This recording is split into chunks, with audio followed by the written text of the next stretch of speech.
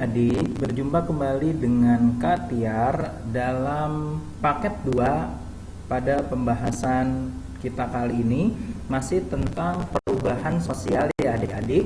Jadi dalam coding kita di Ganesha Operation, pembahasan tentang perubahan sosial itu akan dibagi ke dalam 2 paket.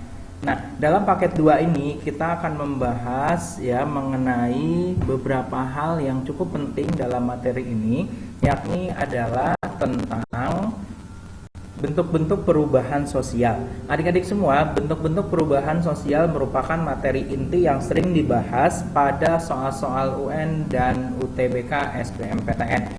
Nah, adik-adik kita lihat, yang pertama adalah secara teori sosiologi bentuk-bentuk perubahan sosial yang harus kita pahami ada beberapa. Yakni yang pertama adalah menurut waktunya. Nah, menurut waktunya kita lihat di sini ada 2. Yang pertama adalah evolusi. Nah, evolusi di sini adalah ya perubahan yang terjadi secara lambat dan butuh waktu yang lama dan didahului oleh rentetan atau deretan perubahan kecil. Contohnya kita bahas di sejarah, misalkan saat belajar sejarah ya, sistem berburu dan meramu itu yang terjadi pada masa manusia berubah ke masa food producing atau memproduksi makanan. Nah, tentu ini membutuhkan waktu yang lama adik-adik semua. Tidak langsung dari zaman berburu ya food gathering menjadi food producing dalam waktu yang singkat. Tentu terkait dengan perkembangan teknologinya. Nah, itu contoh teori evolusi. Namun, yang sering ditanyakan juga teori evolusi akan dibagi menjadi 3. Yang pertama adalah unilinear theory of evolution, yakni perkembangan masyarakat itu harus mengikuti tahapan-tahapan yang ada. Unilinear. Contoh, tatkala kita belajar ekonomi dan kita mempelajari tentang teori perkembangan ekonomi masyarakat ya yang dipakai pada masa Orde Baru. Ya, di sini dapat kita lihat Rostow menyatakan ada beberapa tahapan perkembangan yang harus dilewati oleh sebuah masyarakat. Nah, itu bisa masuk ke dalam teori unilinear. Nah, adik-adik, yang berikutnya adalah universal theory of evolution. Perkembangan masyarakat itu tidak harus mengikuti tahapan yang ada. Misalkan seperti perkembangan siapa sajakah suku-suku atau masyarakat yang masuk ke dalam Batavia, masuk ke DKI Jakarta, tentu kita tidak bisa melihat secara berurutan mana dahulu suku yang masuk. Ya, tentu ada kelompok masyarakat yang datang berbarengan pada perkembangan masyarakat di DKI Jakarta atau di Batavia saat dulu. Nah, itu dia adik-adik, jadi masyarakat tidak berkembang mengikuti tahapan-tahapan yang ada. Lalu yang berikutnya adalah unilinear theory of evolution. Nah, di sini lebih menekankan kepada riset ya atau penelitian terhadap perkembangan masyarakat dengan mengikuti teori-teori yang 2 tadi, yang unilinear theory of evolution serta universal theory of evolution adik-adik semua. Nah, maka dalam unilinear ini akan ada penelitian atau akan ada riset terhadap perkembangan masyarakat. Nah, itu menurut waktunya yang pertama. Yang kedua adalah menurut waktunya, kita lihat di sini ada yang namanya adalah revolusi. Nah, revolusi di sini adalah perubahan yang terjadi secara cepat dan ya adik-adik semua tidak hanya cepat, tetapi dia mengubah sendi-sendi kehidupan manusia. Ya, contohnya di sini kita bisa berikan contoh adalah revolusi Indonesia yang mana mengubah bangsa Indonesia dari bangsa terjajah ke bangsa merdeka. Bisa juga revolusi Prancis yang mengakibatkan runtuhnya kerajaan Prancis saat itu karena keabsolutan raja dan ratunya menjadi republik. Bisa juga kita bahas revolusi industri di Inggris, itu juga mengubah secara revolusioner dari tenaga manusia berubah menjadi tenaga mesin. Nah, itu semua mengubah dasar atau sendi kehidupan manusia. Nah, adik-adik semua, kita harus tahu yang sering ditanya di soal adalah syarat revolusi. Kita lihat di sini syarat revolusi yang pertama harus ada pemimpinnya, dan yang kedua pemimpin harus dapat membawa aspirasi masyarakat. Kalau kita ambil contoh kasus Republik Indonesia bahwa Presiden Soekarno berhasil membawa Indonesia ke ranah kemerdekaan bagi negeri ini, dan itu adalah aspirasi seluruh rakyat Indonesia saat itu. Lalu ada tujuan.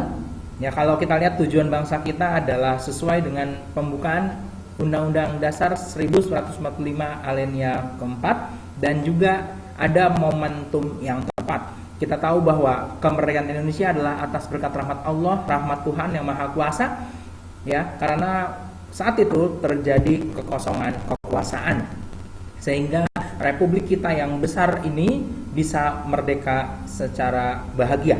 Nah, adik-adik, itu adalah syarat revolusi. Nah, yang berikutnya adalah menurut arahnya.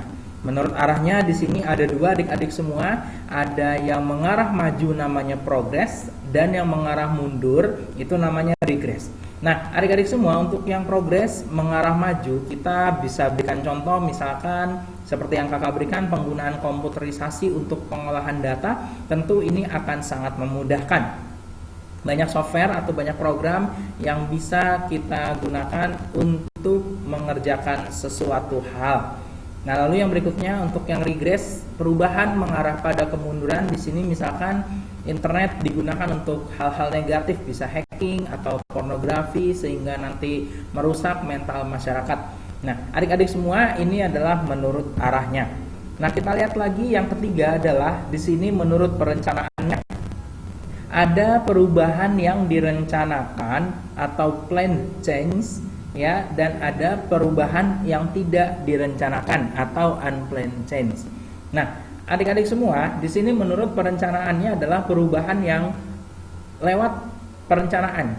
Ada planning yang dibuat oleh satu orang atau beberapa orang agen perubahan. Nah, di sini sering ditanya di soal agent of change, ya. Contohnya di sini adalah pembangunan. Ya, adik-adik semua, kita bisa lihat dalam ilustrasi di sini, ya, ada pembangunan halte Transjakarta koridor 13, ya, dan ada juga di sini ada pembangunan BRT atau Bus Rapid Transit di Kota Semarang, namanya adalah Trans Semarang. Nah, ini tentu adalah dilalui atau didahului oleh sebuah perencanaan. Tidak asal buat, dan sudah dilakukan teknik perencanaan yang matang, adik-adik semua. Nah, kalau perubahan yang tidak direncanakan atau unplanned change itu adalah perubahan yang terjadi di luar kehendak manusia. Artinya perubahan yang terjadi di sini adalah tidak dikehendaki oleh masyarakat yang ada. Nah, adik-adik semua, kita bisa berikan contoh di sini, ya, misalkan ada gelombang tsunami, ya, bisa juga banjir bandang sehingga merusak sarana dan prasarana serta tempat tinggal warga sekitar. Nah, ini menurut perencanaannya adik-adik semua. Lalu yang berikutnya, nah, di sini ada gambarnya, adik-adik, kira-kira apa bentuk perubahannya? Oke, kita lihat di sini adalah menurut dampaknya. Nah, menurut dampaknya ada yang namanya perubahan besar. Perubahan besar di sini tentu dampaknya besar, adik-adik semua, dan kata kuncinya adalah perubahan ini dapat mengubah struktur masyarakat. Contohnya di sini adalah industrialisasi, sehingga industrialisasi di sini ada di semua dapat mengubah, ya, tidak hanya pola kehidupan masyarakat dari pertanian ke pabrik-pabrik, tapi juga mengubah, ya, sikap masyarakat terhadap sesamanya. Dengan adanya industrialisasi di perkotaan atau di pedesaan mengakibatkan terjadi perubahan, yakni masyarakat menjadi semakin individualistis karena mereka bisa memenuhi kebutuhannya sendiri. Tidak lagi bergantung pada tetangganya atau bahkan saudaranya. Nah, yang berikutnya adalah lawannya, perubahan kecil. Ada di semua, perubahan kecil ini sering keluar pada soal-soal ujian, baik itu UN maupun UTBK. Perubahan kecil adalah perubahan yang tidak mengubah struktur. Kalau perubahan besar itu mengubah struktur masyarakatnya, tapi kalau perubahan kecil tidak mengubah strukturnya, tapi hanya diikuti oleh sebagian kecil kalangan. Maka dari itu tidak mengubah struktur yang ada di masyarakat. Contohnya adalah mode busana. Tentu tidak semua orang mengikuti tren busana yang berkembang dari waktu ke waktu, adik-adik semua. Nah, yang berikutnya kita coba lagi lihat di sini menurut sifatnya. Nah, menurut sifatnya di sini ada perubahan struktural dan ada perubahan proses. Perubahan struktural adalah perubahan yang menyebabkan terjadinya reorganisasi, ya, atau penyusunan ulang tata organisasinya dari nol, itu yang ada di masyarakat dan dampaknya besar.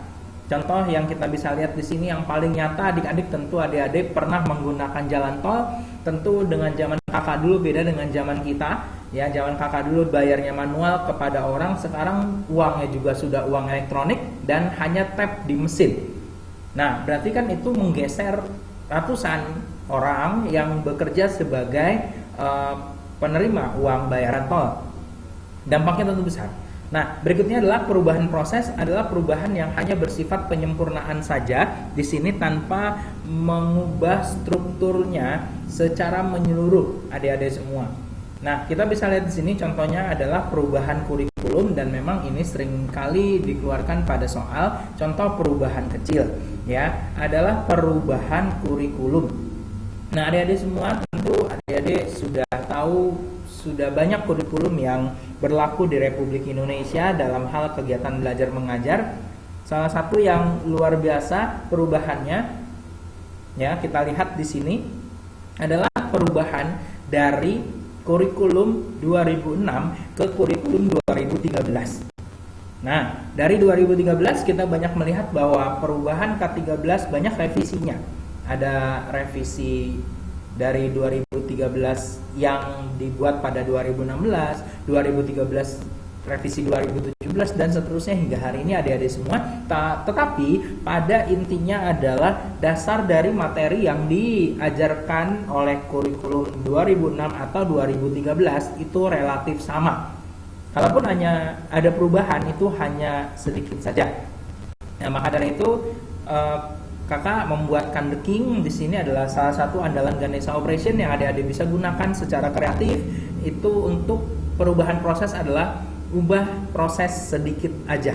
Jadi perubahan proses itu hanya mengubah sedikit saja, tidak pada inti dari hal yang berubah tersebut.